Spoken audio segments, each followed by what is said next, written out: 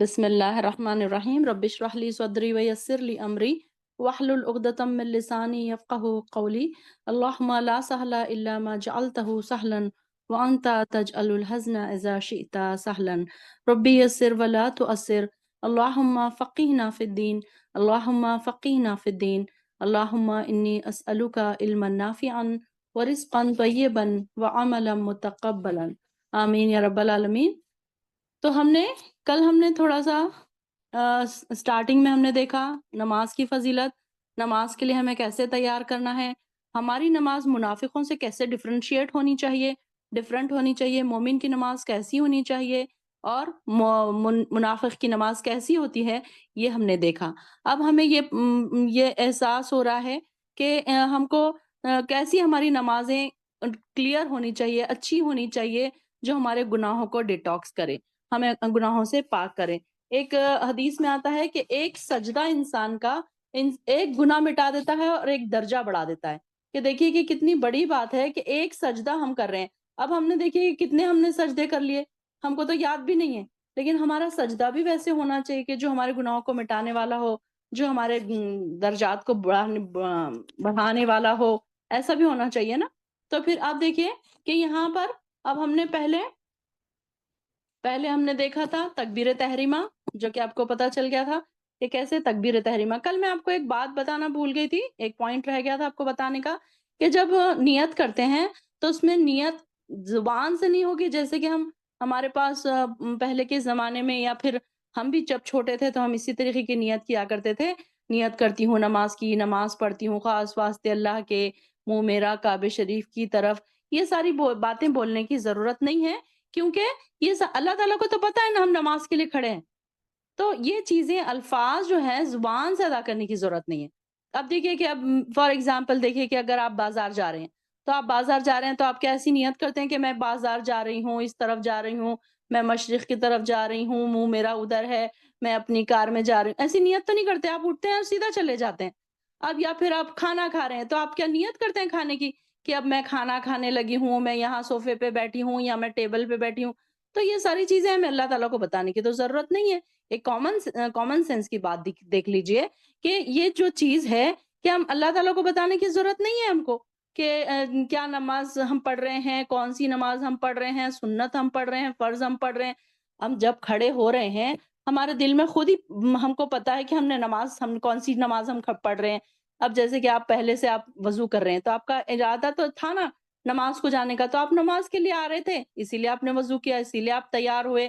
پھر اسی طریقے سے دیکھیے کہ آپ جب کھڑے ہوئے تو آپ نے دل میں یہ سوچ لیا کہ اب میں پہلے سنت پڑھ لوں گی، یا پھر میں دو رکعت تحیۃ الوضو پڑھ لوں گی، یا یہ تو آپ نے پہلے ہی دل میں خیال کر لیا نا۔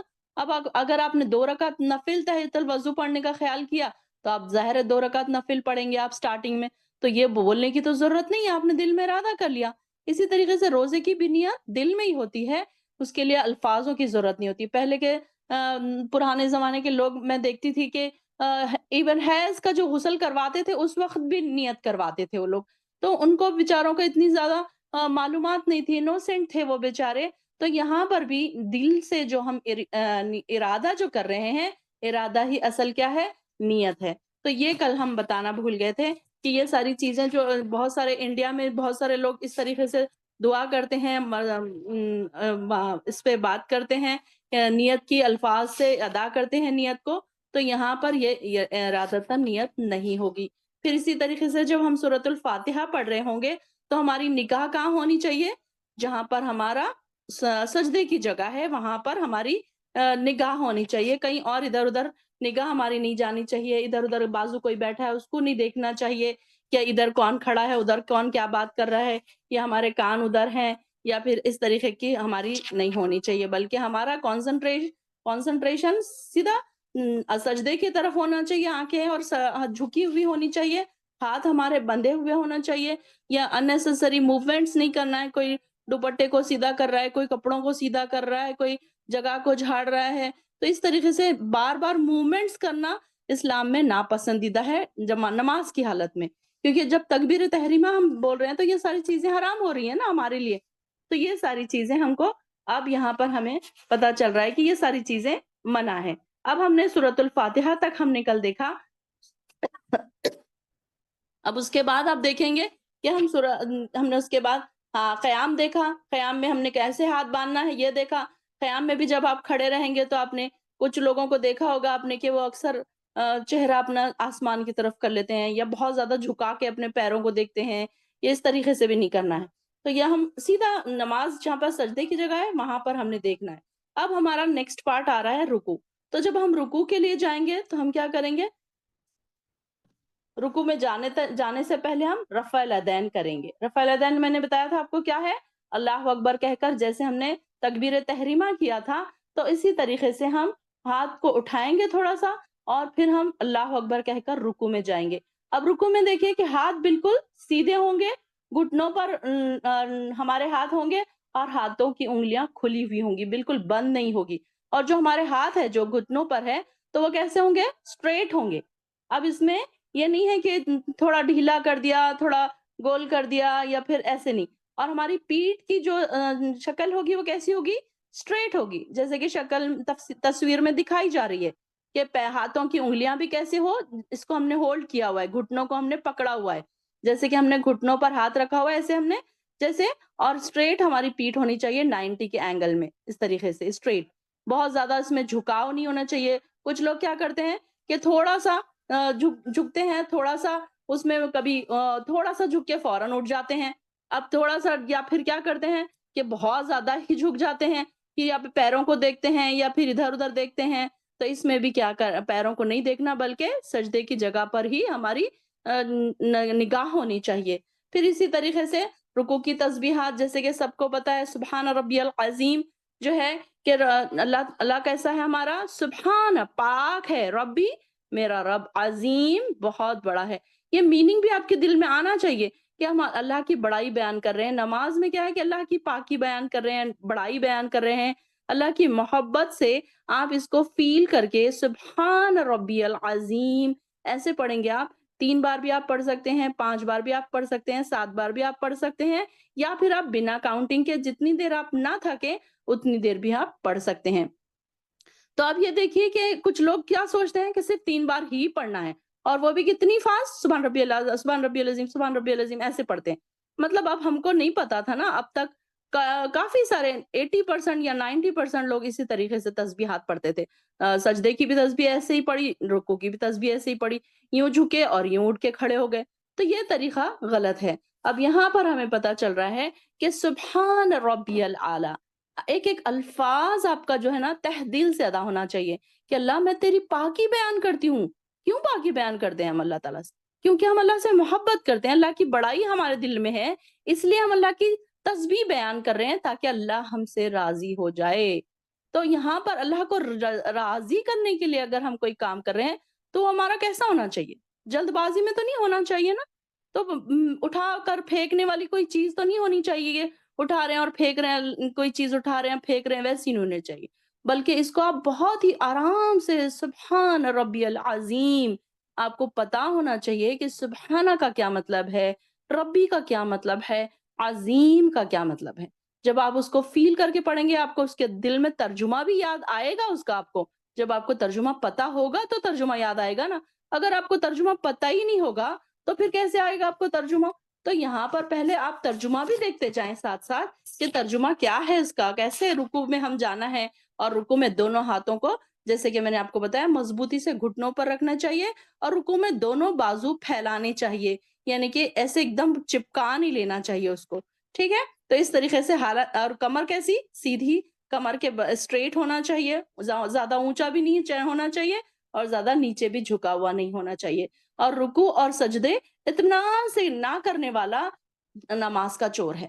یہ ایک حدیث میں آتا ہے کہ ہم دیکھیں نا کہ اگر آپ کے پاس کوئی کام والی آتی ہے، اگر وہ آپ کے کچھ 100 روپے 200 روپے چرا کر لے جاتی ہے تو آپ کتنا اس کو برا سمجھتے ہیں کہ ارے یہ دیکھو کیسی ہے، اتنے چور ہے یہ، اس کو تو پیسے اس نے چرا لیے۔ لیکن ہم کیا اپنے آپ کو کبھی چور سمجھتے ہیں؟ جبکہ ہم سجدے اور رکوع میں چوری کرتے ہیں، جلدی جلدی پڑھتے ہیں۔ یعنی کہ جس نے سجدہ اور رکوع اطمینان سے نہیں کیا تو اس کے لیے اللہ تعالیٰ نے فرمایا کہ وہ بدترین چور ہے۔ آپ صلی اللہ علیہ وسلم نے فرمایا کہ وہ بدترین چور ہے جس نے رکوع اور سجدے پوری طریقے سے آرام سے ادا نہیں کیے۔ اور پھر دوسری اور ایک حدیث میں آتا ہے کہ رکوع اور سجدے میں قرآن کی تلاوت کرنا منع ہے۔ جو تسبیحات ہمیں نبی صلی اللہ علیہ وسلم نے سکھائی ہے وہی تسبیحات ہمیں کرنا ہے. اس میں ہم کو تلاوت نہیں کرنا ہے، کوئی سورہ نہیں پڑھنا ہے کہ کوئی انسان یہ سوچے کہ چلو اب میں بہت زیادہ لمبے لمبے میں رکوع کرنا چاہ رہا ہوں، سجدے کرنا چاہ رہا ہوں تو میں کوئی سورہ ہی پڑھ لوں. بلکہ اس میں آپ تسبیحات کے علاوہ اگر آپ کی تسبیحات ہو گئی ہیں تو آپ اس کے بعد دعائیں بھی پڑھ سکتے ہیں، عربک دعائیں بھی پڑھ سکتے ہیں، آپ رکوع میں بھی دعائیں پڑھ سکتے ہیں، سجدے میں بھی دعائیں کر سکتے ہیں. پھر رکوع کے بعد اللہ اکبر کہہ کے آرام سے کھڑے ہو جانا ہے آپ کو 3 بار یا 5 بار جیسی آپ کی سہولت ہو. اب کبھی کبھی یہ ہوتا ہے کہ کوئی بوڑھے انسان ہے، زیادہ لمبا رکوع نہیں کر سکتے، زیادہ لمبا سجدہ نہیں کر سکتے، تو پھر وہ لوگ کیا کریں کہ 3 بار، کم سے کم 3 بار پڑھیں. لیکن 3 بار بھی کیسے پڑھے؟ بہت اچھے انداز میں پڑھے، بہت پیارے انداز میں پڑھے. یہ نہ ہو کہ وہ اللہ تعالیٰ کو یہ لگے کہ وہ پھینک رہے کوئی چیز یا پھر جان پہ سوٹ کے پڑھ رہے ہیں. اب ہم رکوع سے کھڑے ہو گئے. رکوع سے کھڑے ہونے کے بعد کیا دعا ہے؟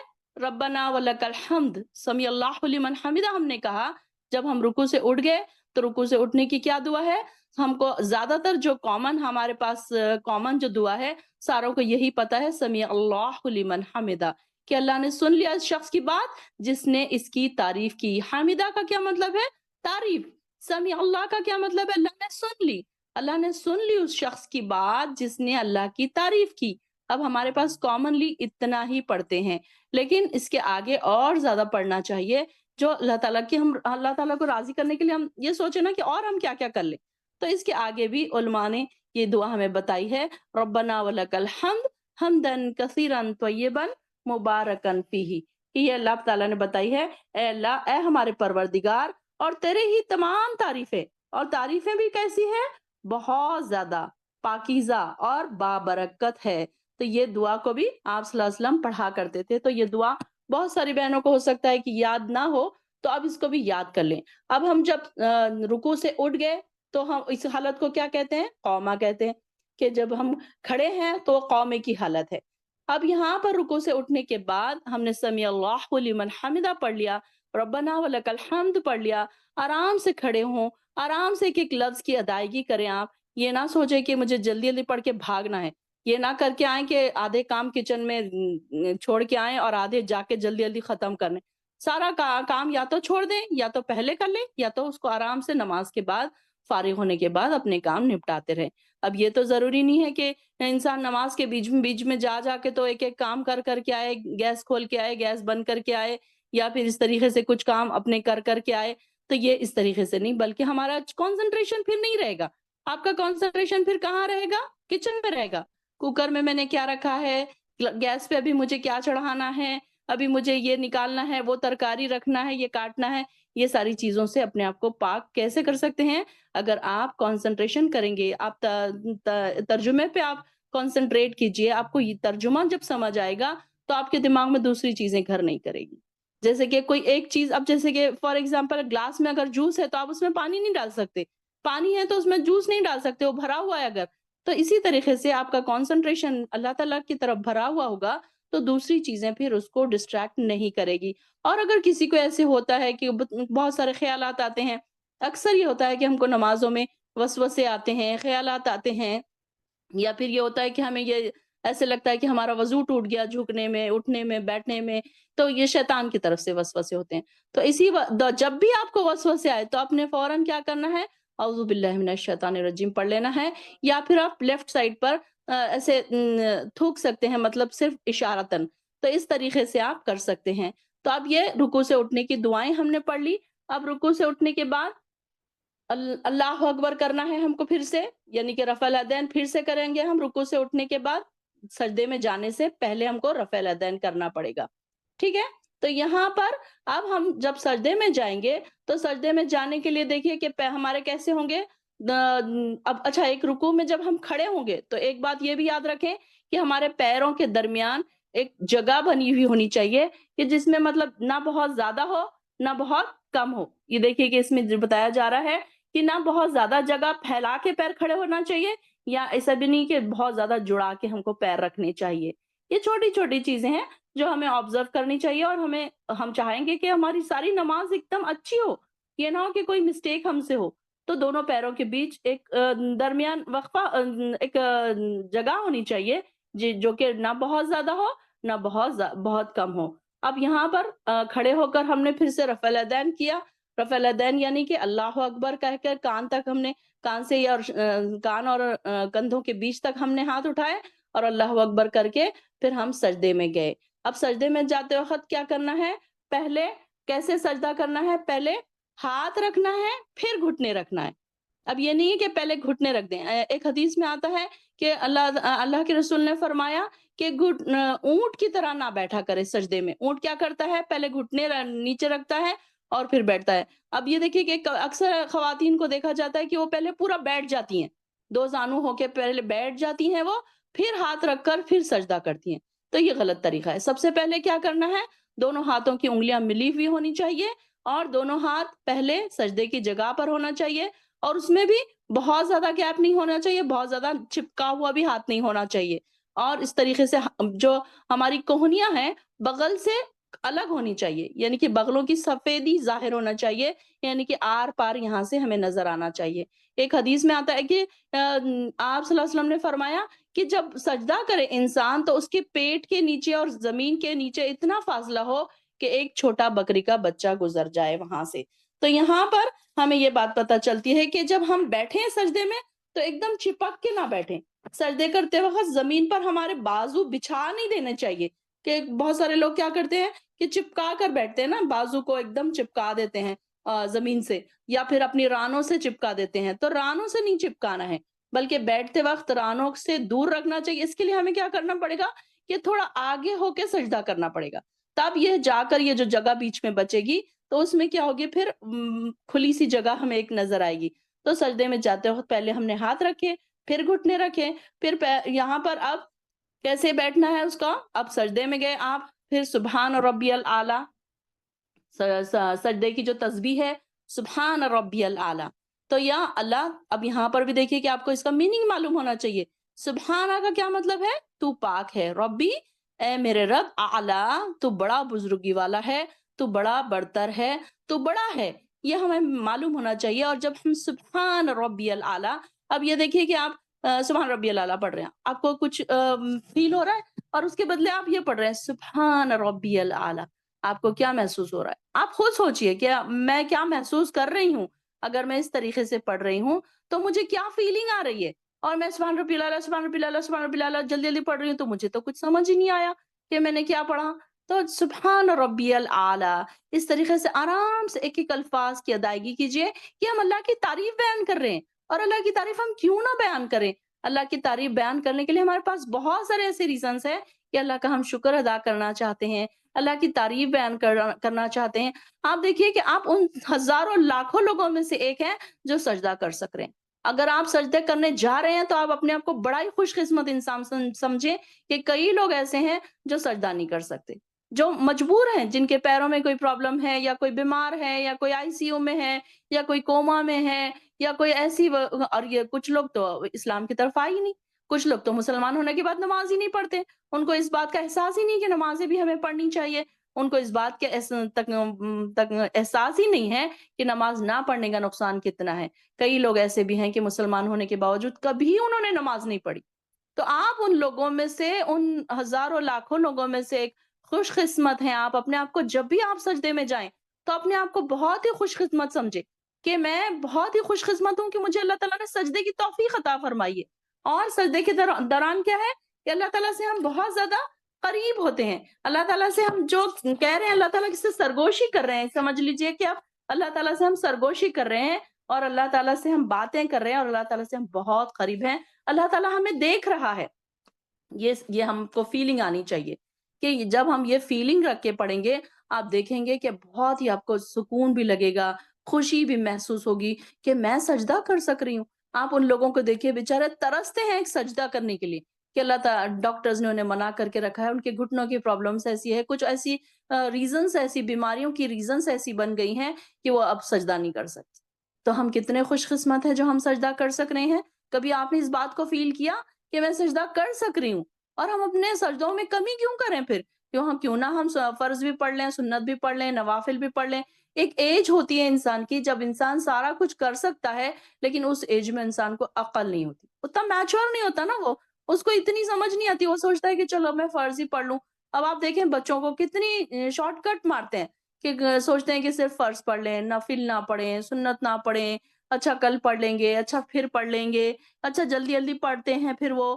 تو ہمارے اور بچوں کی نمازوں میں کچھ تو ڈفرنٹ ہونا چاہیے نا، کچھ تو ڈفرنس ہونا چاہیے کہ ہم تو اب میچور کی ایج میں آ چکے ہیں، میچورٹی کی ایج میں آ چکے ہیں نا ہم تو اب 40s میں ہیں، 30s کے بعد 40s 50s جو ایج ہے تو یہ میچورٹی کی ایج ہے. اب تک تو ہمیں سمجھ آ جانا چاہیے کہ اب تک ہم نے کیا غلط کیا اور اب ہم کو کیا صحیح کرنا ہے، کیا کیا چیزیں ہمیں صحیح کرنا ہے.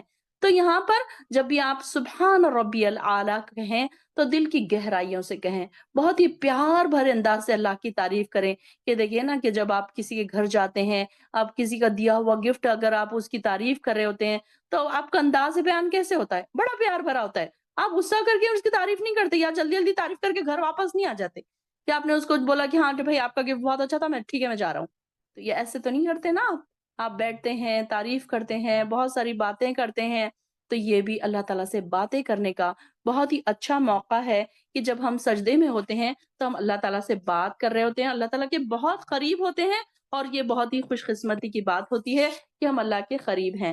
تو یہاں پر جب بھی آپ پڑھیں تو سبحان ربی العالی پڑھیں اور اتنا پڑھیں، اتنے بار پڑھیں کہ جب تک آپ تھک نہ جائیں.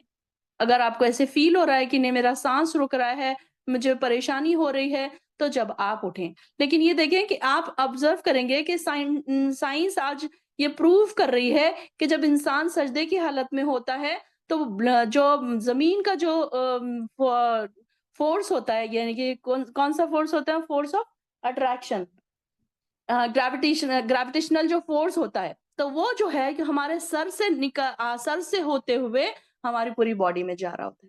تو یہ دیکھیے کہ اس سے باڈی میں کتنے چینجز آ رہے ہیں. ایک طریقے سے آپ کہیں کہ ایک انرجی جا رہی ہے ہماری، کہ یہ آج سائنس پروف کر رہی ہے، آج نان مسلمز اس بات کو پروف کر رہے ہیں. اور یہ بھی اس کو بھی ایک کسی کا میں دیکھ رہی تھی ویڈیو کہ انہوں نے بتایا کہ ماں کے پیٹ میں جو بچہ ہوتا ہے تو اسی پوزیشن میں ہوتا ہے کہ جیسے وہ ناف سے جو بندہ ہوتا ہے نا، اس کی جو ناف تو ایسے سجدے کی پوزیشن میں ہوتا ہے بچہ. تو کیوں؟ تو تاکہ اس کو وہ ساری چیزیں ناف سے اس کو ملتی رہے اور اس کو انرجی ملتی رہے. تو دیکھیے کہ جب ہم سجدے کی حالت میں ہوتے ہیں تو اسی طریقے سے ہمارا جو سر جب ہم زمین پر رکھتے ہیں تو گریویٹیشنل فورس جو ہے زمین کا، جو کشش ثقل جس کو اردو میں کہتے ہیں، تو یہ ہمارے سر سے ہو کر ہمارے پوری باڈی میں جاتا ہے. اللہ تعالیٰ نے دیکھیے کوئی چیز ہمارے لیے بیکار نہیں بنائی. آج سائنس اس کو پروف کر رہی ہے تو ہم کو اس کی اہمیت پتا چل رہی ہے. لیکن اب دیکھیے کہ بنا اہمیت کے ہم اس کی کہاں اہمیت کر رہے تھے. ہم تو بس ایسے جھٹ جھٹ ٹھونگے مارنے والے سجدے کر رہے تھے. اب تک ہمیں تو پتہ ہی نہیں تھا کہ ایسے سجدے کرنا تھا اور ایسے ہمیں بیٹھنا چاہیے تھا، ایسے ہمیں. پھر اس کے بعد اگر آپ چاہیں تو اس میں بہت ساری دعائیں بھی کر سکتے ہیں. چاہیں تو آپ اس میں جتنی آپ کو دعائیں آتی ہیں، آپ عربی کی دعائیں جتنی آتی ہیں وہ بھی کر سکتے ہیں. جیسے کہ کل ایک بہن نے سوال کیا تھا کہ فرض نماز کے سجدے میں صرف کیا عربی میں دعا کرنی چاہیے، بلکہ اس میں کچھ علماء کا اختلاف ہے. کچھ اسکالرز کہتے ہیں کہ عربی میں کر لیں، کچھ اسکالرز کہتے ہیں کہ اب ظاہر ہے سب کو تو عربی کی دعائیں نہیں آئیں گی، تو جن کو عربی کی دعائیں نہیں آتی وہ اپنی لینگویج میں بھی دعائیں کر سکتے ہیں. اب بہت کم لوگ ہوتے ہیں جن کو عربی میں دعائیں یاد ہوتی ہیں، بہت کم بیچارے لوگ ایسے ہیں، بہت پرانے زمانے کے لوگ ہو گئے، بوڑھے لوگ ہو گئے، ہمارے دادیاں ہیں، نانیاں ہیں، ان کو اتنی ساری دعائیں نہیں یاد ہے. تو پھر وہ کیا ہے کہ وہ لوگ پھر کیسے اب وہ لوگ کر سکتے ہیں کہ وہ ایسے اردو میں بھی دعا کر سکتے ہیں. تو سجدے میں اور رکوع میں آپ جتنی چاہے دعائیں کر لیں، کیونکہ آپ یہ فیل کریں کہ میں اللہ کے بہت قریب ہوں اور اللہ سے سرگوشی کر رہی ہوں. تو اللہ تعالیٰ سے سرگوشی کر کے ہم ساری پریشانیاں کیوں نہ بتا دیں، کیوں نہ ہماری ساری دعائیں مانگ لیں ہم. تو یہ سوچیں کہ میں اللہ سے کیا کیا کہہ لوں. تو سبحان ربی العالی آپ کہہ لیں، جتنے بار آپ کہہ سکتے ہیں کر لیں. یہ نہیں ہے کہ ہر بار آپ 3 بار پر ہی اکتفا کریں، نہیں بس 3 بار ہے، حدیث میں الفاظ آئے ہیں 3 بار تو بس ہم 3 بار ہی پڑھیں گے. نہیں، ایسے نہیں کرنا، بلکہ بہت اچھے انداز میں، بہت پیار بھرے انداز میں ہم اللہ کی تعریف کر رہے ہیں. رکوع میں بھی ہم اللہ کی تعریف کر رہے ہیں، سجدے میں بھی اللہ تعالیٰ کی تعریف کر رہے ہیں. نماز میں اگر دیکھا جائے تو ویسے اللہ کی حمد و ثنائی بیان ہو رہی ہے، تعریف ہی بیان ہو رہی ہے. تو جب بھی ہم کوئی تعریف کے الفاظ ہم بیان کریں تو ہمیں اس کا ترجمہ آنا چاہیے. پھر اسی طریقے سے بہت ساری دعائیں آپ کو جو آتی ہیں وہ پڑھ لیں آپ. پھر اس طریقے سے سجدے میں پھر سجدے سے جب آپ اٹھیں گے سجدے سے تو اس کو کیا کہتے ہیں؟ جلسہ. یعنی کہ سجدے سے اٹھ کر جب آپ بیٹھ گئے تو اب اس کو کیا کہتے ہیں؟ جلسہ کہتے ہیں اس کو. اب یہاں پر دیکھیے کہ سجدے سے اٹھ کر بیٹھنے کی جو پوزیشن ہے ہماری، اچھا سجدے میں جب آپ جائیں گے تو اس کی پوزیشن کیسی ہوگی؟ انگلیوں کی پوزیشن کہ کھڑے ہونا چاہیے، انگلیاں جو ہے کھڑی ہونی چاہیے. جب آپ سجدے میں ہوں گے تو آپ کی پوزیشن ایسی ہونی چاہیے کہ دیکھیے 2 طریقے بتائے گئے ہیں جو رانگ ہے، اور ایک طریقہ جو بتایا جا رہا ہے وہ کیسا ہے؟ وہ رائٹ طریقہ ہے کہ جو ایسے یعنی کہ آپ کے پیروں کی انگلیاں اور جو 7 اعضاء پر سجدہ کرنا حدیث سے ثابت ہے. تو وہ 7 اعضاء کون کون سے ہیں؟ یہ حدیث میں آتا ہے کہ سجدہ 7 اعضاء پر ہونا چاہیے. تو وہ 7 اعضاء کون کون سے ہیں؟ ایک پیشانی اور ناک، اور یہ دوسرے دونوں ہاتھ ہو گئے، پھر دونوں گھٹنے ہو گئے، اور دونوں پیر ہو گئے. یہ 7 اعضاء پر ہمارا سجدہ ہونا چاہیے. اور سجدے میں ہماری بیٹھنے کی پوزیشن کیسی ہونی چاہیے؟ ایسی ہونی چاہیے کہ ہمارے انگلیاں جو ہے قبلہ رخ ہونی چاہیے، پیروں کی انگلیاں بھی قبلہ رخ، ہمارا چہرہ بھی قبلہ رخ، ہماری باڈی کا ہر پارٹ قبلہ رخ ہونا چاہیے. تو آپ دیکھیے کہ کیسے ہم بیٹھتے تھے اور کیسے اب ہم کو بیٹھنا ہے. آپ اس میں سے دیکھ لیجئے کہ اکثر لوگ پیچھے سے پیروں کو موڑتے ہیں، توڑتے ہیں، ادھر ادھر کرتے ہیں، گھماتے ہیں. تو یہ نہیں کرنا. یہ اکثر بچے اس طریقے کی حرکتیں کرتے ہیں، لیکن اب ہمیں سمجھایا جا رہا ہے. امید کرتی ہوں کہ آپ کو تصویر سے سمجھ آ رہا ہوگا کہ ہمیں پیر کیسے رکھنا ہے. پھر اسی طریقے سے یہ بھی نہیں کہ ہم بہت ہی چپک کر بیٹھ جائیں، جیسے اب مرد حضرات جیسے دیکھیں گے آپ ویسے اسی طریقے سے بیٹھتے ہیں نا وہ، مطلب پیروں کو کھڑا رکھ کے. تو اس طریقے سے پیروں کو کھڑا رکھنا ہے سجدے میں. پھر اب یہ سجدے میں سے اٹھنے کے بعد ہم بیٹھ گئے جلسہ، اس کو کیا کہتے ہیں؟ جلسہ کہتے ہیں. ہم سجدے سے اٹھنے کے بعد جلسہ. اب یہاں پر دیکھیے کہ جب ہم سجدے سے اٹھ کر ہم دوسری رکعت کے لیے ہم کھڑے رہ رہے ہیں، تو ہم کو سجدہ ہوتے ہی فوراً کھڑے نہیں رہنا ہے، بلکہ ہم کو تھوڑی دیر بیٹھنا ہے جلسے میں. اور اچھا 2 سجدوں کے بیچ کی دعا جو ہے وہ بھی ہم کو پڑھنا ہے. 2 سجدوں کے بیچ کی دعا کون سی ہے؟ کہ رب اغفر لی، یہ ایک تو یہ ہے رب اغفر لی ہے.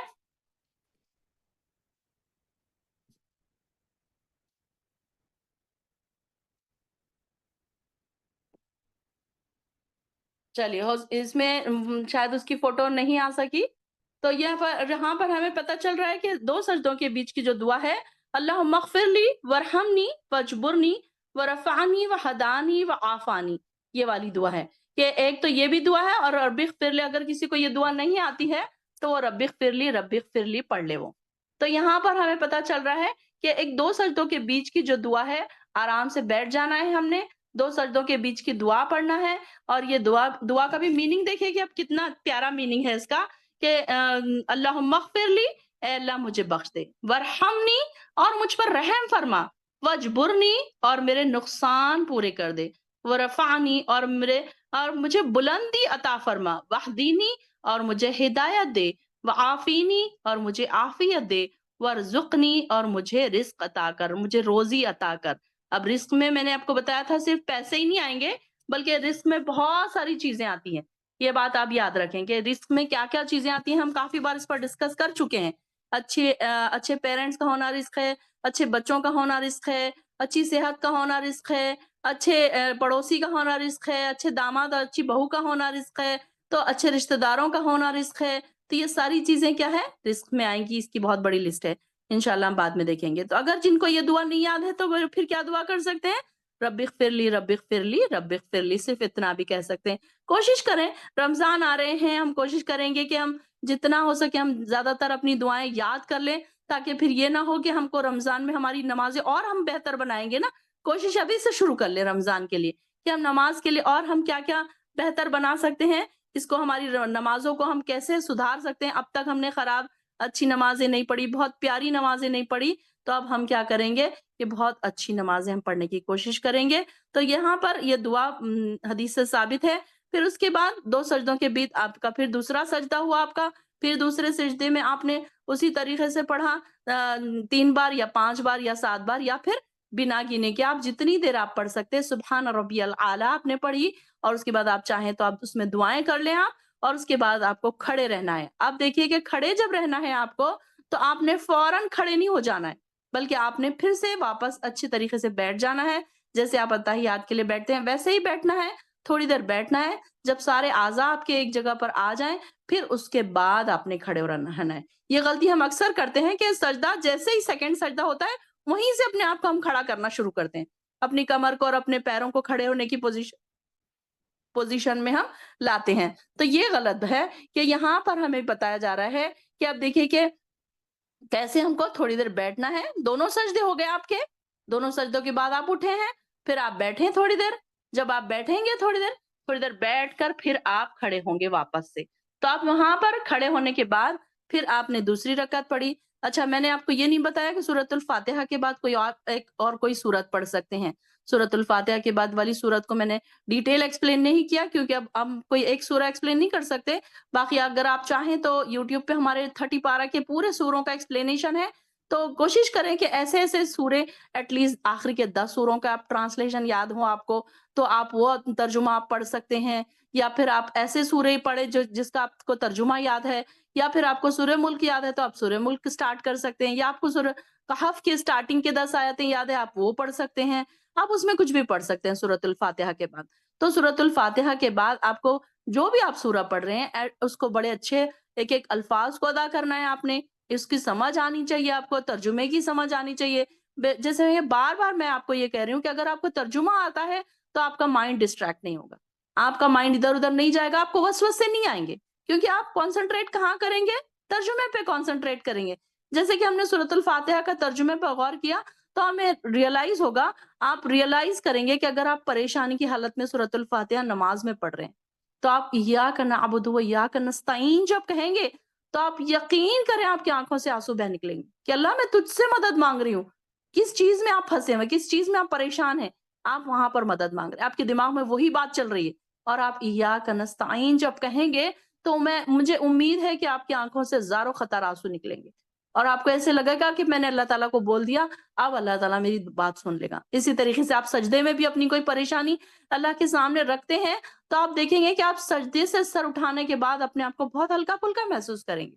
कभी-कभी आप ऑब्ज़र्व करेंगे कि हम बड़े परेशान रहते हैं, बड़े सुस्त रहते हैं, बड़े डिप्रेस्ड रहते हैं, या फिर बेचैनी-सी होती है, तो अब ये क्या वजह है? वजह ये होती है कि हमारे सरों पर हम गुनाहों के टोकरे लिए घूम रहे होते हैं। अब आप देखें कि आपने बड़ी प्यारी-सी नमाज़ पढ़ी, आपके सारे गुनाह झड़ गए, गिर गए नीचे, वो सारा का सारा जैसे ही आप झुके, वो सारे गुनाह आपके झड़ गए।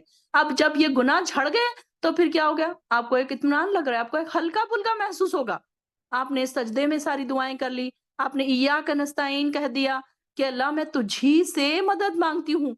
जो भी परेशानी आपके दिमाग में है, वो आपके पीछे से दिमाग में आती रहेगी कि मैं वो फलाँ कोई शौहर की वज़ह से परेशान है, कोई बच्चों की वज़ह से परेशान है, कोई माशी परेशानी है, किसी को पैसों की प्रॉब्लम है, किसी को जॉब्स की प्रॉब्लम है, कोई इतना परेशान है कि अब किसी को बोल नहीं सकता। तो वो जाकर तो इय्याका नअबुदु व इय्याका नस्तईन जब कहेगा, तो उसकी सारी परेशानी उसने अल्लाह के सामने रख दी। उसको अल्फाज़ों में दोहराने की ज़रूरत नहीं है। जब आप सूरह फ़ातिहा पढ़ रहे हैं, तो आपको ये बताने की ज़रूरत नहीं है कि अल्लाह मेरी फलाँ और फलाँ और फलाँ परेशानी है। बल्कि आपने जब इहदिनस सिरातल मुस्तकीम कह दिया, इय्याका नस्तईन कह दिया, तो वहाँ पर ये सारी बात क्लियर हो गई कि अल्लाह मैं तुझसे क्या माँग रही हूँ। हमारे दिल में है ना, हम क्या चाह रहे हैं, हमको क्या चाहिए। अब कोई औलाद के लिए चाह रहा है, तो उसका दिमाग में सिर्फ़ औलाद, औलाद, औलाद की परेशानी आएगी। कोई अगर शौहर से परेशान है, तो उस शौहर, शौहर, शौहर की परेशानी उसके दिमाग में आएगी। तो वो इय्याका नस्तईन जब कहेगा, तो उसके दिमाग में वही परेशानी घूम रही होगी, और वो परेशानी को लेकर वो अल्लाह ताला से रो-रो कर कहे इय्याका नस्तईन, इय्याका नस्तईन। और फिर ऐसे ही कभी-कभी इंसान परेशान होता है, उसे कोई रास्ता नज़र नहीं आता कि अब मैं कहाँ जाऊँ? क्या करूँ? कैसे? कुछ प्रॉब्लम्स में ऐसे घिर जाता है ना इंसान। तो फिर यहाँ पर ऐसी प्रॉब्लम्स में जब घिर जाता है इंसान, तो फिर अब ऐसी जगहों पर इहदिनस सिरातल मुस्तकीम जब इंसान कहता है, तो उसको लगता है कि अल्लाह ताला मुझे ज़रूर रास्ता दिखाएगा। रब्बी सयहदीन, कि अल्लाह ताला मेरा मेरा मेरा जो रब है ना, मुझे सही रास्ता सही रास्ता दिखाएगा। तो यहाँ पर अब देखिए कि हम सजदे से हमने दोनों सजदे हमने कर लिए, अब दोनों सजदे से हम खड़े हो गए, दोबारा हम खड़े हो गए। इसी तरीके से आपने अल्लाहु अकबर करके हाथ बाँधने हैं, फिर से रफ़अल यदैन करके हाथ बाँधना है आपने, और फिर आपने सूरतुल फातिहा पढ़नी है दूसरी बार, और दूसरी बार सूरतुल फातिहा पढ़ने के बाद अब यहाँ पर फिर से आपने वही रुकू किया, वही सजदा किया, सेम है, दूसरी रकात भी सेम है। अब यहाँ पर हमको देखना है कि जब हम 2 रकात के सजदे वगैरह कर लेंगे, तो 2 रकात सजदे के बाद हमको तशहुद में कैसे बैठना है। اچھا جب ہم سجدے میں بیٹھ رہے ہیں تو اس کا طریقہ کیا ہوگا؟ اس کا طریقہ الگ ہوگا، اور جب ہم تشہد میں بیٹھیں گے تو اس کا طریقہ الگ ہوگا۔ اب جیسے کہ ہم 2 رکعت پڑھ رہے ہیں، سمجھ لیجئے کہ آپ نے 2 رکعت فرض فجر کی پڑھ رہے ہیں آپ، تو اس میں آپ نے پہلی رکعت میں جب آپ بیٹھے تھے سجدے کی حالت میں، تو آپ کے پیروں کی پوزیشن ایسی تھی، کیسی؟ جیسے تصویر میں دکھائی جا رہی ہے۔ تو اس میں کیسے؟ رائٹ پیر کو انگلیوں پر کھڑا کرنا ہے آپ نے، اور پھر لیفٹ پیر کو آڑا کر کے اس کو زمین پر بچھا دینا ہے اور اس کے اوپر بیٹھنا ہے۔ پھر سجدہ کر کے اٹھنے سے پہلے، اب یہاں پر دیکھیے بتایا جا رہا ہے ایک لیفٹ پیر ہے، آڑا کر کے آپ کی کمر اس کے اوپر ٹکنی چاہیے، اور رائٹ پیر کیسا ہے آپ کا؟ کھڑا ہے۔ دیکھیے آپ اس کی پوزیشن کو غور کیجئے، اور آپ آبزرو کیجئے کہ کیا میں اس طریقے سے بیٹھتی تھی اب تک یا نہیں بیٹھتی تھی؟ ہو سکتا ہے کہ بہت ساری بہنوں کو یہ پتا ہو، بہت ساری بہنیں آج کل ویسے ہی بہت ساری چیزیں آج کل سوشل میڈیا کی وجہ سے بھی کامن ہو رہی ہیں، بہت ساری بہنوں کو اویئرنیس بھی ہو گیا ہے کافی دین سیکھنے کا، تو کئی بہنیں ہماری کئی کلاسز بھی جوائن کر چکی ہیں، تو بہت ساری آسانیاں بھی ہو گئی ہیں۔ تو ہو سکتا ہے کہ 80-90% بہنوں کو پتا بھی ہو سکتا ہے کہ 10% ایسے ہوں جن کو پتا نہ ہو۔ میری امید ہے اس کلاس سے کہ ہم اتنے سالوں سے ہم کلاس میں جڑے ہیں، تو انشاءاللہ ہماری بہنیں دوسری بھی ریسرچ کرتی رہتی ہوں گی کہ ہمیں نماز کیسی پڑھنی ہے، ہمیں رکوع کیسے کرنا ہے، ہمیں سجدہ کیسے کرنا ہے۔ تو آپ جب سجدے میں بیٹھے تو آپ کی پوزیشن یہ ہوگی، لیکن آپ جب 2 رکعت کے بعد آپ نے سجدہ کر لیا، اب سجدہ کر کے آپ اٹھے تو آپ نے التحیات پڑھا، اب تشہد میں بیٹھے ہیں آپ، تو تشہد میں بیٹھنے کے لیے اب پوزیشن آپ کی ڈیفرنٹ ہوگی۔ اب تشہد میں بیٹھنے کے لیے کیسی پوزیشن ہوگی کہ رائٹ پیر کے نیچے سے لیفٹ پیر کو نکالنا ہے اور کولہے پر بیٹھنا ہے۔ اب یہاں پر دیکھیے کہ کیسے اس کو بیٹھنا ہے تشہد میں۔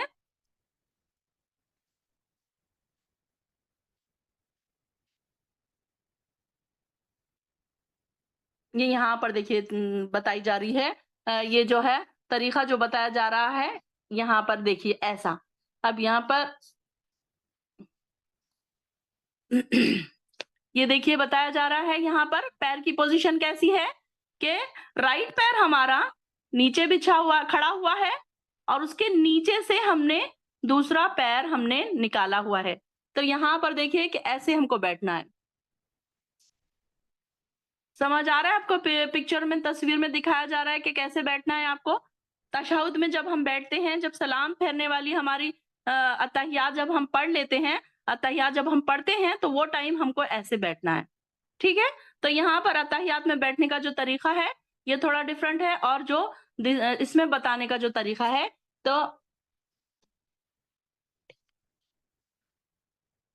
تو یہاں پر اب یہ ہمیں پتا چل گیا کہ دونوں طرف سے الگ الگ ہم کو بتانا ہے، بیٹھنے کا طریقہ الگ ہے۔ اب ہم نماز کے لیے سجدے میں جب ہم بیٹھے ہیں تو وہ طریقہ ہمارا الگ ہے، اور جب ہم تحیات کے لیے بیٹھے ہیں تو وہ طریقہ ہمارا تھوڑا پیروں کی پوزیشن ہماری تھوڑی ڈیفرنٹ ہے۔ امید کرتی ہوں کہ آپ کو تصویر سے سمجھ آ گیا ہوگا۔ تو یہاں پر دیکھیے اب اتحیات پڑھ کے ہم نے کیا کیا؟ اتحیات ہم نے پڑھا، اتحیات تو میں سمجھتی ہوں ساروں کو آتا ہی ہوگا۔ التحیات للہ والصلوات والطیبات السلام علیکہ ایہا النبی ورحمۃ اللہ وبرکاتہ۔ اب یہاں پر التحیات ہم نے پڑھنی ہے۔ التحیات کے میننگ دیکھیے کہ کتنے پیارے ہیں۔ سب زبانی عبادتیں اور مالی اور بدنی عبادتیں اللہ ہی کے لیے ہیں۔ اے میرے نبی آپ پر سلام ہو، السلام علینا، کہ اے نبی آپ پر سلام ہو اور اللہ کی رحمت ہو، السلام علیکہ یا ایہا النبی ورحمۃ اللہ وبرکاتہ، اور برکتیں ہوں، اس کی برکتیں نازل ہوں اور ہمارے اوپر بھی۔ اور السلام علینا کا کیا مطلب ہے؟ ہمارے اوپر بھی، یعنی کہ جو دعائیں ہم نبی صلی اللہ علیہ وسلم پر بھیج رہے ہیں وہ ہمارے اوپر بھی ہو، یعنی کہ رحمتیں بھی ہو، برکتیں بھی ہو، سلامتی بھی ہو، یہ سب چیزیں ہمارے اوپر بھی نازل ہو، اور ہمارے اوپر اور اللہ کے نیک بندوں پر سلامتی ہو۔ میں گواہی دیتا ہوں اشہد ان لا الہ الا اللہ اشہد ان محمد عبدہ ورسولہ، کہ میں گواہی دیتا ہوں کہ بے شک محمد صلی اللہ علیہ وسلم اس کے بندے اور اس کے رسول ہیں۔ یہ دیکھیں کہ گواہی دیتے وقت بھی آپ نے بڑے الرٹ ہو کے گواہی دینا ہے، کہ آپ اس میں دیکھیں شرک کا انکار کر رہے ہیں اور اللہ تعالیٰ کی وحدانیت کا اقرار کر رہے ہیں آپ۔ اشہد اللہ الہ اشہد ان محمد عبدہ ورسولہ، کہ اللہ میں گواہی دیتا ہوں کہ اللہ ایک ہے اور محمد صلی اللہ علیہ وسلم اس کے رسول ہیں۔ تو اس طریقے سے اتحیات ہم پڑھ رہے ہیں، اور اتحیات پڑھتے پڑھتے ہم کو کیا کرنا ہے کہ جو ہماری جو انگلی ہے، اب ہماری جو آنکھوں کی سمت ہے سجدے کی جگہ پر نہیں ہوگی، بلکہ ہماری کہاں پر ہوگی؟ انگلی جہاں پر ہم دیکھ رہے ہیں، انگلی جہاں پر ہم ہماری جو کی انگلی جو ہے، ہماری شہادت کی جو انگلی ہے، تو وہ ہماری شہادت کی انگلی پر ہوگی اب ہماری نگاہ۔ تو اب یہاں پر دیکھیے کہ یہ بتایا جا رہا ہے کہ نگاہ کیسی ہونی چاہیے کہ یہاں ہماری انگلی کے پاس ہونی۔ اب تک ہماری نگاہ کہاں تھی؟ سجدے کی جگہ پر تھی، لیکن اب ہماری کہاں پر ہوگی؟ انگلی کی جگہ پر۔ اور انگلی بھی دیکھیے کہ اب انگلی کو کیا کرنا ہے؟ شہادت کی انگلی کو اٹھا کے رکھنا ہے پورا ٹائم۔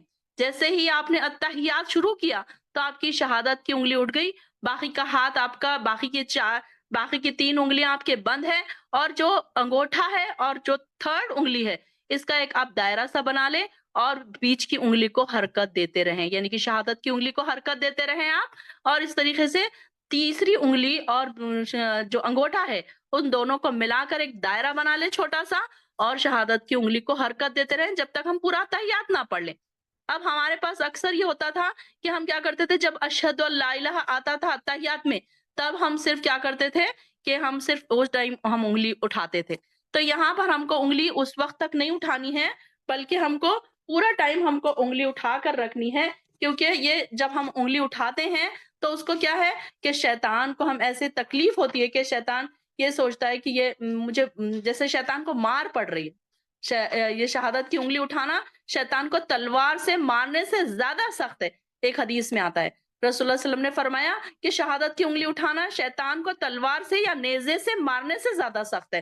تو ہم اس کو اگر ہلاتے رہیں تو یہ کیا ہے، پورا ہمارا اتحیات ہو گیا۔ اس کے بعد ہماری جو اتحیات کے بعد کی ہم دعائیں اگر پڑھ رہے ہیں تو وہ ساری دعائیں پڑھنے تک ہماری نظر انگلی پر رہے گی، اور انگلی ہماری حرکت دیتے رہیں گے ہم۔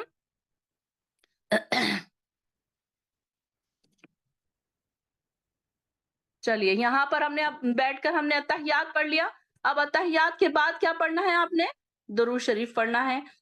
درود شریف کے بعد اللہم صلی علی محمد وعلی آل محمد کما صلیت علی ابراہیم وعلی آل ابراہیم انک حمید مجید۔ اب یہاں پر ہم نے درود شریف پڑھ لیا۔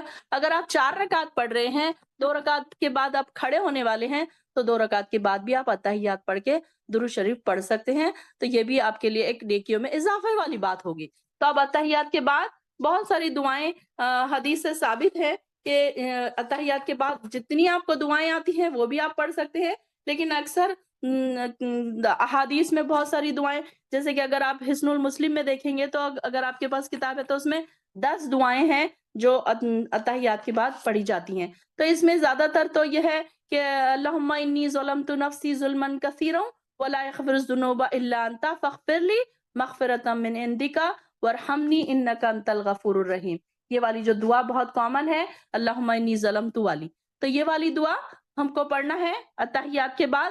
پھر اس کے بعد اور کون کون سی دعائیں ہیں اتحیات کے بعد پڑھنے والی؟ اللہم انی اعوذ بک من عذاب جہنم ومن عذاب القبر ومن فتنة المحیا والممات ومن شر فتنة المسیح الدجال۔ یہ بھی دعا ہم پڑھ سکتے ہیں کہ اللہ میں تیری پناہ چاہتی ہوں عذاب جہنم سے، عذاب قبر سے، اور زندگی اور موت کی آزمائش سے، اور مسیح دجال کے فتنے سے۔ یہ بھی دعا ہم کو یاد ہونی چاہیے۔ یہ دعائیں آپ یاد کر لیں، ایٹ لیسٹ کم سے کم 10 دعائیں نہیں تو کم سے کم 2-3 دعائیں، 5 دعائیں جو حدیث سے ثابت ہے، آپ وہ والی دعائیں یاد کر لیں۔ ایک تو اللہم انی ظلمت ہو گیا، پھر دوسری یہ دعا ہے اللہم انی اعوذ بک من البخل واعوذ بک من الجبن واعوذ بک من ان ارد الی ارذل الامور۔ یہ بھی دیکھیے کہ کیا ہے، یہ دعا کے بھی میننگ بہت ہی اچھے ہیں۔ اللہم انی اعوذ بک من البخل، کہ اللہ میں تجھ سے بخل سے پناہ مانگتی ہوں، یعنی کہ کنجوسی اور اس طریقے سے ہر چیز میں۔ اور اللہم انی اعوذ بک من الجبن واعوذ بک من ان ارد الی ارذل الامور، کہ اللہ میں تیرے سے ایسی چیز سے پناہ مانگتی ہوں کہ جو ارذل الامور سے کیا مطلب ہے کہ رذیل عمر کی طرف لوٹایا جانا۔ اور بزدلی سے، یہ بخل کا کیا میننگ ہے؟ بزدلی بھی ہے، کنجوسی بھی ہے، اور اس بات سے تیری پناہ چاہتی ہوں کہ عمر کے ناکارہ ترین حصے کی طرف لوٹائی جاؤں، یعنی کہ بخل سے اور بزدلی سے تیری پناہ چاہتی ہوں۔ جبن کس کو کہتے ہیں؟ بزدلی کو۔ اور بخل کس کو کہتے ہیں؟ کنجوسی، بخیلی اس کو کہتے ہیں۔ اور من ان اردہ الی ارذل العمر، ارذل العمر کس کو کہتے ہیں؟ رذیل عمر، یعنی کہ ایسا عمر کا ایسا ناکارہ ترین حصہ کہ جس میں انسان لاچار ہو جائے، مجبور ہو جائے کہ کوئی اسے کھانا کھلائے تو وہ کھائے، کوئی اسے ٹوائلٹ کرائے تو وہ کرے، بالکل بستر پہ پڑ گیا انسان، نہ اس کو چل سکتا ہے، نہ پھر سکتا ہے، نہ اٹھ سکتا ہے، نہ کھا سکتا ہے، نہ ٹوائلٹ جا سکتا ہے، تو اس کو رذیل عمر کہا جاتا ہے۔ یعنی کہ ایسی عمر سے ہم کو پناہ مانگنے چاہیے کہ ہم کسی کے مجبور ہو جائے۔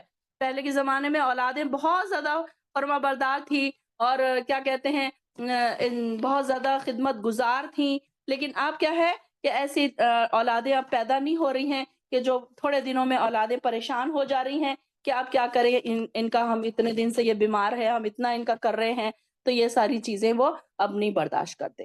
تو یہاں پر اللہ سے دعا ہمیشہ کرنا چاہیے من ان ارد الی ارذل العمر، کہ اللہ مجھے ایسی رذیل عمر کی طرف نہ لوٹا کہ میں کسی کی مجبور ہو جاؤں۔ اللہ مجھے چلتا پھرتا رکھ، آخری مرتے وقت تک مجھے چلتا پھرتا رکھ۔ اور وَأَعُوذُ بِكَ مِن فِتْنَةِ الدُّنْيَا، اور دنیا اور آخرت کے فتنے سے بچا۔ دنیا کے فتنے، کیسے فتنے ہمارے آس پاس دیکھ رہے ہیں ہم کہ فتنوں سے بھرا ہوا ہے آج کل ماحول ہمارا، تو دنیا کے فتنوں سے بچا۔ ہمیں تو نہیں پتا کہ کہاں سے کون سا فتنہ آ کر ہمیں چھو رہا ہے، تو اللہ تعالیٰ سے فتنوں سے بچنے کی بھی دعا مانگنی چاہیے۔ وَأَعُوذُ بِكَ مِن فِتْنَةِ الدُّنْيَا وَعَذَابِ الْقَبْرِ، عذاب قبر سے بھی پناہ مانگنی چاہیے۔ تو یہ یہاں پر کچھ دعائیں جو بہت کامن ہیں، تو یہ ہمیں ایٹ لیسٹ آنی چاہیے۔ تو یہ آپ یاد کر لیں، کوشش کریں کہ آپ اس کو یاد کریں، اور تھوڑی تھوڑی ہمارے پاس ابھی ٹائم ہے رمضان کے آنے تک، تو انشاءاللہ رمضان آنے تک ہم اس کو یاد کر لیں گے۔ تو اس کے لیے ہمیں کوشش بھی کرنی پڑے گی اور پھر یاد بھی کرنا پڑے گا، تھوڑی محنتیں بھی کرنی پڑے گی۔ اب آپ ظاہر ہے آپ کو اندر شوق اگر پیدا ہو رہا ہے اللہ کو راضی کرنے کا، تو پھر انشاءاللہ آپ یاد بھی کریں گے۔ تو یہ 2-3 دعائیں میں صرف آپ کو بتا رہی ہوں۔ ہاں، یہ بھی آپ دعا کر سکتے ہیں، اللہم انی اسألک الجنۃ واعوذ بک من النار، کہ اللہ بے شک میں تجھ سے جنت کا سوال کرتی ہوں اور جہنم کی آگ سے تیری پناہ چاہتی ہوں۔ اگر کوئی بھی انسان 3 بار یہ دعا پڑھ لے تو اللہ تعالیٰ کہتے ہیں کہ جنت اس پر واجب ہو جاتی ہے اور دوزخ اس پر حرام ہو جاتی ہے۔ تو یہ دعا بھی ہم کو ہر وقت اتحیات کے بعد کرنی چاہیے۔ اور اس کے بعد اگر آپ چاہیں تو آپ جو آپ کو دعائیں آ رہی ہیں، جیسے کہ رب اجعلنی مقیم الصلاۃ ومن ذریتی، ہماری ایک بہن نے کہا تھا کہ میں سجدے میں مانگنا چاہتی ہوں، تو آپ سجدے میں بے شک مانگ لیں، لیکن اتحیات کے بعد بھی اس کو ایک عادت بنا لیں، ٹپ آف دی ٹنگ رکھیں اس کو بنانے کی، کہ ہم اب یہ آیت، ہمارے پاس کچھ ایسی دعائیں ہونی چاہیے ہم کو کہ جو ہم اتحیات کے بعد عربی میں پڑھیں۔ تو اب یہ نہ ہو کہ یہ نہ سوچے کہ مجھے تو نہیں آتی، اب نہیں آتی بول کے بیٹھ نہیں جانا ہے ہم نے، بلکہ ہم نے کوشش یہ کرنا ہے کہ ہم یاد کر لیں گے، چھوٹی چھوٹی دعائیں ہم یاد کر لیں گے۔ رمضان آنے کے لیے ابھی کافی ٹائم ہے، 2 مہینے سے زیادہ ٹائم ہے ابھی، تو انشاءاللہ کوشش کریں کہ رمضان آنے تک یہ چھوٹی چھوٹی دعائیں ہم یاد کر لیں۔ پھر آپ اور ایک طریقہ یہ ہے، اگر آپ اپنے بچوں کو یاد کرائیں گے بیٹھ کر تو آپ کو بھی ساتھ ساتھ یاد ہوگا، بچوں کو بھی ساتھ ساتھ یاد ہوگا۔ چھوٹے بچے ہیں تو بڑے شوق سے یاد بھی کر لیں گے۔ جب بچے دعائیں یاد کر لیں یا کوئی چیز آپ کے ساتھ نماز پڑھیں تو آپ کیا کریں، ان کو تحفے تحائف بھی دے دیا کریں، گفٹ بھی دے دیا کریں، سرپرائز گفٹ دے دیا کریں۔ تو اس طریقے سے ہمیں بھی دعائیں ساتھ ساتھ یاد ہو جائیں گی اور بچوں کو بھی پھر یاد ہو جائے گی۔ پھر اسی طریقے سے تشہد کے بعد اب یہاں پر دیکھیے کہ اتحیات کے بعد سلام ہم نے پھیرنا ہے۔ السلام علیکم ورحمۃ اللہ، سلام تشہد اور درود اور دعاؤں سے فارغ ہو کر سلام پھیر دیا جائے۔ پہلے دائیں طرف یعنی کہ پہلے رائٹ سائڈ میں، یہ تو ساروں کو پتا ہے کہ پھر لیفٹ سائڈ میں سلام پھیرنا ہے۔ پھر السلام علیکم ورحمۃ اللہ، پھر سلام پھیرنے کے بعد کیا ہے، اللہ اکبر کہنا ہے، اللہ اکبر، اللہ سب سے بڑا ہے۔ پھر استغفر اللہ 3 بار، پھر اللہم انت السلام ومنک السلام تبارکت یا ذا الجلال والاکرام، کہ میں اللہ سے معافی مانگتی ہوں، میں اللہ سے معافی مانگتی ہوں۔ استغفر اللہ کا کیا مطلب ہے؟ میں اللہ سے معافی مانگتی ہوں، اور اے اللہ، اللہم انت السلام، اے اللہ تو ہی سلامتی والا ہے، اور من کا سلام، تیرے ہی لیے سلامتی ہے، اور تبارکتا یا ذا الجلال والاکرام، اور تو بہت بابرکت ہے، بڑی شان اور عزت والا ہے۔ یعنی کہ یہ دعا بھی ہم پڑھ سکتے ہیں سلام پھیرنے کے بعد، کہ یہاں پر مطلب یہ کہ حدیث سے ثابت ہے سلام پھیرنے کے بعد کی۔ پھر آپ اس کے بعد اللہم اعینی علی ذکرک و شکرک و حسن عبادتک، یہ بھی پڑھ سکتے ہیں. یہ اگر نہ بھی پڑھیں تو آپ یہ کم سے کم یہ دعا ضرور پڑھ لیں, اللہم انت السلام ومنک السلام تبارکت یا ذا الجلال والاکرام. اور اتحیات سے پہلے جتنی آپ دعائیں کریں گے وہ دعاؤں کی قبولیت کا وقت ہے. دعاؤں کی نماز میں قبولیت کے کون کون سے وقت ہیں؟ ایک سجدے میں دعاؤں کی قبولیت کا وقت ہے, اور دوسرے اتحیات سے پہلے, یعنی کہ اتحیات کے بعد سلام پھیرنے سے پہلے ساری دعاؤں کے قبولیت کا وقت ہے. تو یہاں پر یاد رکھیے کہ جتنی آپ دعائیں مانگنا چاہتے ہیں آپ یاد کر لیں, چھوٹی چھوٹی دعائیں یاد کر لیں, جیسے کہ ربنا ہب لنا ذریاتنا ازواجنا قرۃ اعیننا واجعلنا للمتقین اماما. یہ دعا تو آپ کے ٹپ آف دی ٹنگ ہونی چاہیے, کیونکہ اس میں اپنی اولاد کے لیے بھی دعا ہے, اور اس پہ قائم ہونے کی بھی دعا ہے, اقامت دین پر. اور پھر اس کے بجائے اللہم اعینی علی ذکرک و شکرک و حسن عبادتک, یہ دعا ہے. چھوٹی چھوٹی دعائیں ہیں, اللہم انی اسألک الجنۃ واعوذ بک من النار, اللہم ادخلنی الجنۃ بغیر حساب, اللہم اعینی علی غمرات الموت و سکرات الموت. یہ چھوٹی چھوٹی جو دعائیں ہیں, ہو سکتا ہے کہ آپ کے پاس کتاب ہوگی, امید کرتی ہوں کہ آپ کے پاس سب کے پاس حصن المسلم ہوگی. اگر نہیں ہے تو یہ آن لائن کہیں بھی ملتی ہے, سعودی عربیہ میں ہی نہیں بلکہ انڈیا میں بھی ملتی ہے. تو یہ کتاب خرید لیں اور جتنی دعائیں ہو سکتے ہیں آپ یاد کر لیں, اور سلام پھیرنے سے پہلے آپ وہ دعا کر لیں. اگر آپ اتحیات پڑھ کے کھڑے ہو رہے ہیں تو آپ, اگر 4 رکعت والی آپ کی نماز ہے تو آپ نے کیا کرنا ہے, پھر کھڑے ہو کر پھر سے رفع الیدین کرنا ہے, پھر تیسری اور چوتھی رکعت پڑھنی ہے. اچھا, جب آپ تیسری اور چوتھی رکعت پڑھیں گے تو اس میں صرف آپ نے سورہ فاتحہ پڑھنی ہے, دوسرا اور کوئی سورہ آپ کو نہیں پڑھنا ہے. صرف پہلی 2 رکعتوں میں سورہ پڑھنا ہے, بلکہ دوسری 2 رکعتوں میں آپ کو دوسرا کوئی سورہ نہیں پڑھنا ہے, قرآن کی کوئی تلاوت نہیں کرنی ہے. پھر اسی طریقے سے کوئی لوگ یہ سوچتے ہیں کہ اگر ہم نماز میں کوئی سورے پڑھ رہے ہیں تو وہ اس کی لنک برابر ہونی چاہیے, یعنی کہ آپ سورہ فیل پڑھ رہے ہیں تو اس کے بعد سورہ الاف پڑھنا ہے یا پھر ارایت الذی پڑھنا ہے. نہیں, بلکہ آپ اگر ایسا کر سکتے ہیں, آپ کو یاد ہے سیکوینس, تو آپ سیکوینس میں پڑھ لیں. آپ اگر سیکوینس نہیں یاد ہے تو آپ کہیں سے بھی پڑھ سکتے ہیں, کہیں سے بیچ میں سے آپ کو اگر کوئی بڑے بڑے سورے یاد ہے تو آپ وہ بیچ میں سے جہاں سے آپ کو یاد آ رہا ہے وہ پڑھ سکتے ہیں. پھر اس لیے ضروری نہیں ہے کہ آپ نے 5 آیت پڑھنی ہے, 4 آیت پڑھنی ہے, آپ چھوٹی سے چھوٹی سورت بھی پڑھ سکتے ہیں. تو جیسے ہماری سہولت ہوگی. اب کبھی کبھی یہ ہوتا ہے, اب سلام پھیر دیا آپ نے, نماز ہو گئی آپ کی ختم. اب یہاں پر آپ کو کچھ اور پوائنٹس میں بتاؤں گی کہ جیسے کہ اکثر یہ ہوتا ہے کہ اب ہم تہجد میں اٹھے ہیں, اب ہم فجر سے پہلے ہمارا روٹین ہے کہ ہم تہجد پڑھ رہے ہیں, تب تہجد میں اٹھنے کے بعد کبھی کبھی یہ ہوتا ہے کہ بالکل اب فجر کی نماز کا وقت بالکل, اب ایسے آپ نے موبائل میں دیکھا, اپنے سلاتک ایپ ہوتا ہے ایک, آپ وہ ڈاؤن لوڈ کر کے رکھ لیں, اس میں آپ کو پتا چل جاتا ہے کہ نماز کا فجر کا وقت کتنی دیر بچی ہے, 1 منٹ بچا ہے, 2 منٹ بچے ہیں, 5 منٹ بچے ہیں. تو اس میں کیا ہے کہ آپ کو یہ پتا چل جائے گا کہ کتنے منٹ بچے. اب کبھی کبھی ایسی پوزیشن آ گئی کہ آپ کو تہجد کے لیے آپ اٹھنے میں لیٹ ہو گئے, اور اب فجر کی نماز کا وقت ہو رہا ہے کہ جیسے کہ اب آپ کے پاس 1 منٹ بچا ہے, تو آپ نے کیا کرنا ہے, صرف آپ کیا کرنا, 1 منٹ میں آپ نے صرف کیا اپنی وتر کمپلیٹ کر لینی ہے, باقی کی جو تہجد ہے آپ کی وہ چھوڑ دینا ہے. اور آپ اس میں پھر کیا کر سکتے ہیں, آپ اس میں جلدی جلدی بھی پڑھ سکتے ہیں, سورہ فاتحہ پڑھ کے بھی آپ جھک جا سکتے ہیں, رکوع میں بھی آپ 3 بار جلدی جلدی بھی پڑھ کے, اور کھڑے ہونے کے بعد جو رکوع کے سے اٹھنے کی جو دعا ہے وہ بھی اس کو شارٹ کر سکتے ہیں, اور سجدے کی جو دعا ہے اس کو بھی آپ اسکپ کر سکتے ہیں, تاکہ آپ کا اذان سے پہلے آپ کی تہجد کمپلیٹ ہو جائے. اگر آپ کے پاس 1 منٹ ہے یا 2 منٹ ہے تو آپ جلدی جلدی نماز پڑھ کے کم سے کم اس میں آپ اپنی تہجد, آپ کی جو وتر ہے آپ وہ پڑھ سکتے ہیں.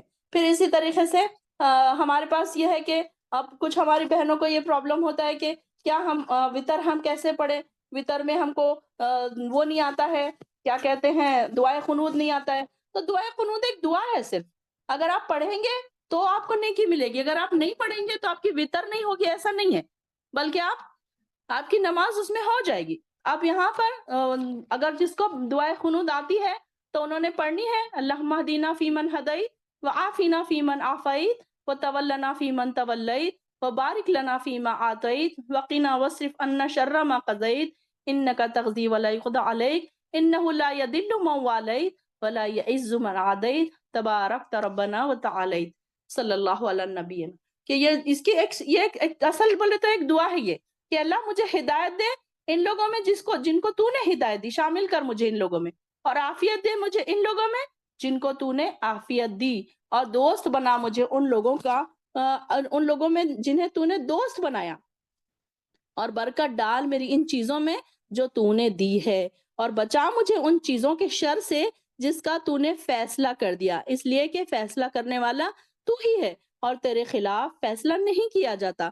बेशक वो जलील नहीं हो सकता जिसको तू दोस्त बना ले, और वो मुअज़्ज़िज़ नहीं हो सकता जिसका तू दुश्मन हो जाए। बहुत बरकतों वाला है तू, हमारे रब, बहुत बुलंद है और रहमतें नाजिल कर अपने रब पर। अब देखिए कि इसके मीनिंग कितने अच्छे हैं। तो ये जो दुआए कुनूत है, ये वाला हदीस से साबित है। तो यहाँ पर हमें पता चल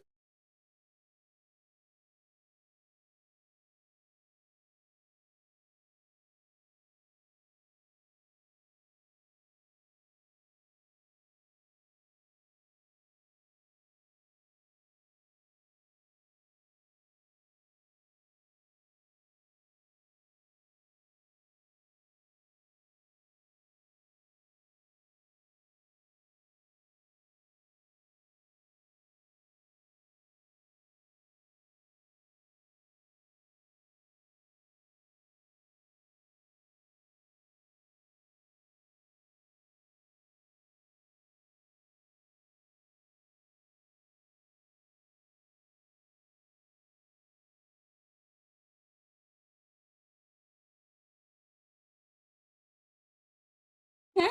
और 2 रकात के बाद हम या तो हम तीनों रकात एक साथ पढ़ के अताहियात के लिए ना बैठे, आप 2 रकात के बाद आप डायरेक्ट खड़े हो जाएँ। फिर इसी तरीके से हमारे पास बहुत सारी नमाज़ें हैं, जैसे कि जनाज़े की नमाज़ है, और या फिर आप सजदे तिलावत, हाँ, अब जो अगर अच्छा, सजदे तिलावत में ना भी हम लें तो चलेगा। अब हम जनाज़े की नमाज़ है, अब नमाज़ इस्तिखारा है, ईदैन की नमाज़ है, तो इस तरीके से तरावी की नमाज़ है। तरावी में भी यहाँ पर जब देखा जाए अगर, तो तरावी में सिर्फ़ नमाज़ के 8 रकात नफ़िल पढ़ी जाती है और 3 रकात वितर पढ़ी जाती है। तो इसी तरीके से तरावी का भी तरीका है। फिर ईदैन की जो नमाज़ है, इसमें भी क्या है कि ईदैन में भी उसका थोड़ा उसमें तकबीरात थोड़े ज़्यादा होते हैं, तो इनके तकबीरात कैसे हैं? अब जो है कि तकबीरात उसमें पढ़ना है, और दूसरे जो रफ़अल यदैन करते हैं, अब उसकी भी हमें मालूम होना चाहिए कि उसमें 12 तकबीरात होते हैं। अल्लाहु अकबर जो करते हैं, तो आप जो बहनें हमारी पढ़ती हैं, तो उनको भी पता होगा कि पहले 7 तकबीरें होती हैं, फिर बाद में 5 तकबीरें होती हैं। तो इस तरीके से ये ईद की नमाज़ हो गई। फिर आप कहें तो अब ये दूसरे दूसरे नमाज़े कसोफ़ है, नमाज़े खसोफ़ है, यानी कि चाँद ग्रहण की नमाज़, सूरज ग्रहण की नमाज़, और इसी तरीके से नमाज़ इस्तिस्क़ा है। नमाज़ इस्तिस्क़ा खुले मैदान में पढ़ी जाती है, और दोनों हाथों को अपने चेहरों तक इस तरह बुलंद किया जाता है कि बगलों की सफ़ेदी नज़र आ जाए, और हाथों को उल्टा करके, यानी कि हाथों की पिछली हिस्से जो होती है आसमान की तरफ, और हथेलियाँ ज़मीन की तरफ होती हैं। मतलब ऐसी दुआ माँगने का तरीका होता है इसमें। तो ये नमाज़ इस्तिस्क़ा कहा जाता है इसको। फिर इसी तरीके से जनाज़े की नमाज़ हमारे पास अक्सर ये होता है कि हम मक्का मदीना जाते हैं और हम ये सोचते हैं कि लेडीज़ को नमाज़ जनाज़ा नहीं है, बल्कि नमाज़ जनाज़ा लेडीज़ के लिए भी है। और नमाज़ जनाज़ा का क्या तरीका है कि पहली अल्लाहु अकबर जब कहेंगे, नमाज़ जनाज़ा की तरीका क्या है कि अब 4 तकबीरें हैं होती हैं इसमें। पहली तकबीर के बाद सूरतुल फ़ातिहा पढ़ी जाएगी, दूसरी तकबीर के बाद दुरूद पढ़ा जाएगा, जो हम नमाज़ में पढ़ते हैं, और तीसरी तकबीर के बाद मय्यत की मग़फ़िरत के लिए दुआ की जा सकती है, और चौथी तकबीर के बाद सलाम फेर दिया जाता है। अब यहाँ पर अगर मग़फ़िरत की दुआएँ आपको नहीं याद है, तो सिर्फ़ आप अल्लाहुम्मा अग़फ़िर लहू भी बोल सकते हैं कि अल्लाह तू इसको बख़्श दे। एक अल्फ़ाज़ आप कम से कम याद रख कर लें, और कोशिश करें कि ये भी दुआएँ याद करें आप, कि जनाज़े की जो नमाज़ होती है, मग़फ़िरत की दुआएँ जो होती हैं, वो याद कर लें। अगर वो नहीं आता है, तो कम से कम अल्लाहुम्मा अग़फ़िर लहू, अल्लाहुम्मा अग़फ़िर लहू, या फिर 2-3 अल्फ़ाज़ जो है मग़फ़िरत के हैं मय्यत के लिए, आप वो पढ़ के उनके लिए दुआ कर सकते हैं। तो ये हो गई हमारी नमाज़े जनाज़ा की नमाज़। अब यहाँ पर हमारे और कोई ऐसी चीज़ बची है जो हमको भूल गए हम, तो इंशाअल्लाह अगर आपके सवालात होंगे तो इंशाअल्लाह हम उसके जवाबात में फिर वो सारी चीज़ हम इंशाअल्लाह कंप्लीट करेंगे। तो उम्मीद करती हूँ कि मैं कुछ चीज़ नहीं भूली हूँ, सारी चीज़ें आप तक पहुँचा दी है। पता नहीं कुछ भूल गई होगी तो अल्लाह ताला मुझे माफ़ फ़रमाए। तो ये अगर इसमें से अगर आप कोई चीज़ आपको लग रही है कि मैं भूल गई हूँ, तो आप प्लीज़ मुझे बाद में फिर याद दिला दें। तो यहाँ पर इंशाअल्लाह हमारा सलाह वर्कशॉप का सेकंड पार्ट ख़त्म हो रहा है, और انشاءاللہ امید ہے کہ ساری بہنوں کے ڈاؤٹس کلیئر ہو گئے ہوں گے، اور جو ڈاؤٹس اگر کلیئر نہیں ہوئے ہیں تو انشاءاللہ پھر ہم اس کے جوابات، اور میں گروپ پہ اس کی ویڈیو بھی پوسٹ کروں گی انشاءاللہ، اگر پکچرز میں سے کسی کو نہیں سمجھ آیا ہوگا تو انشاءاللہ گروپ میں ہم اس کی ویڈیو بھی پوسٹ کر دیں گے انشاءاللہ۔ وآخر الدعوانا ان الحمد للہ رب العالمین۔ السلام علیکم ورحمۃ اللہ وبرکاتہ۔